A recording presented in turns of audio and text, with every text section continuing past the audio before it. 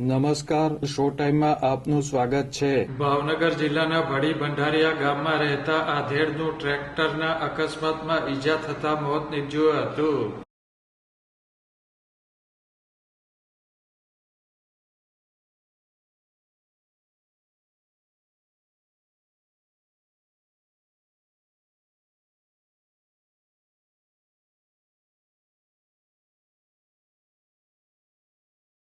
ભડી ભંડારીયા ગામમાં રહેતા ચંદુભાઈ હીરાભાઈ ખસિયા ટ્રેક્ટર લઈને ધાર વિસ્તારમાં લાકડા કાપવા માટે ગયા હતા. ડુંગરની ધારમાં ટ્રેક્ટર પાછું પડતા ચંદુભાઈને ગંભીર ઈજા થઈ હતી.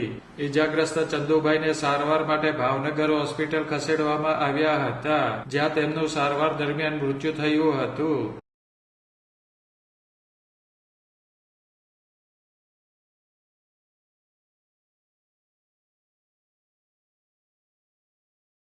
આ બનાવ અંગે પોલીસે તપાસ હાથ ધરી છે.